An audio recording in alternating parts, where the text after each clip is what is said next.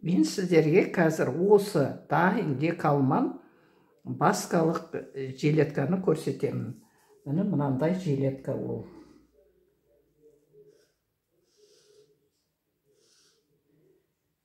Бені кесік болады.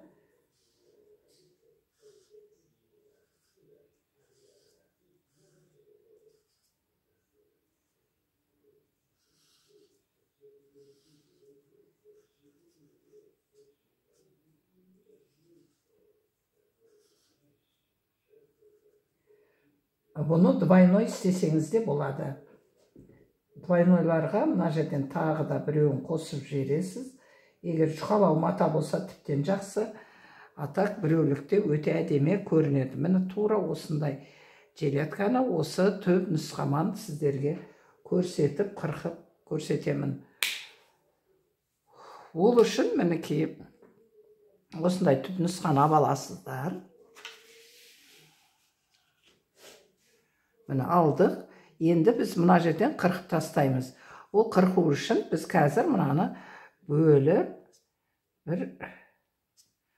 міне осындай аралықта біз бөліп қырқып көреміз.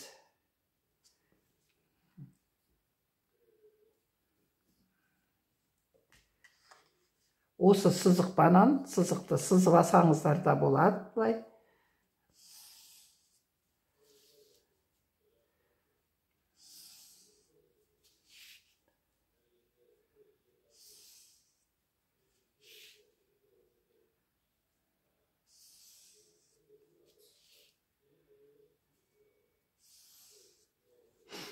Мінекей, даже мынау ең шеткі несін бүйтіп доғалдап асаңыздар да болады. Міне осылай. Жұмырлап алуға да болады. Мен енді қазір осыны кесіп көреміз. Міне сол сызған нәрсемізді осылай кесіп аламыз.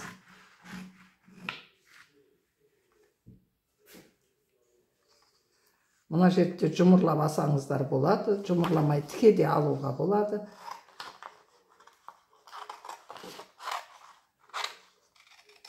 Мына жерде бір 3 миллиметрдей не қыламаңыздар, кесіп қоймаңыздар. Ол бізге ашу үшін керек.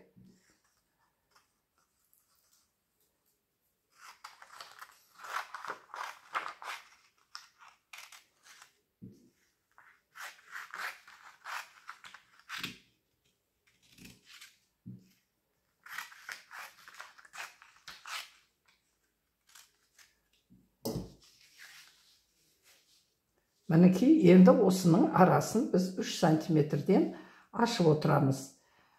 Өзіңіз білесіз, қанша сантиметр ашсаңыз, сонша ашуға болады. Қатты клеш қылам десеңіз, оны да істеуге болады.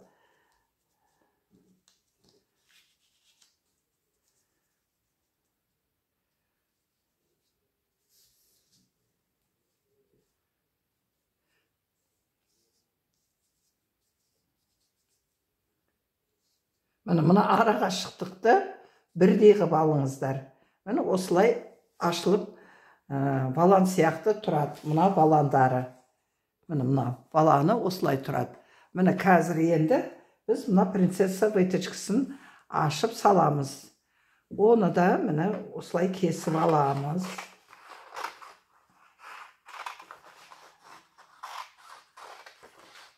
Ең бізге керектісі сол лекал дайындау. Лекал дайындағаннан кейін моделировать етуді істей береміз.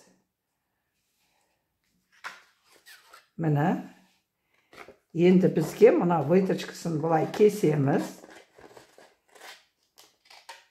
Принцесса выточканы ашу үшін бұл керек бізге. Мінекей бұны былай кіргізіп, мына сызықты өшіргішен кіргізсеңіздер, осылай әдемі болып ашылып тұрады выточкасы. Енді біз осыны пәсірек қояйын, көрінбей қалуы мүмкін.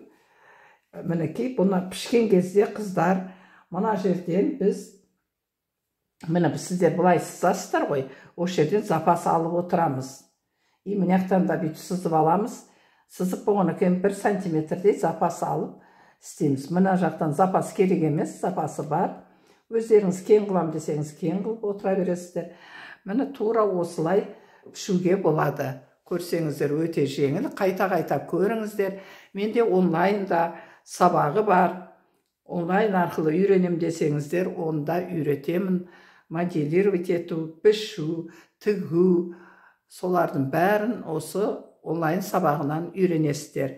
Мен тек Қазақстан бойынша емес, шет мемлекеттерде менен сатып алып жүр.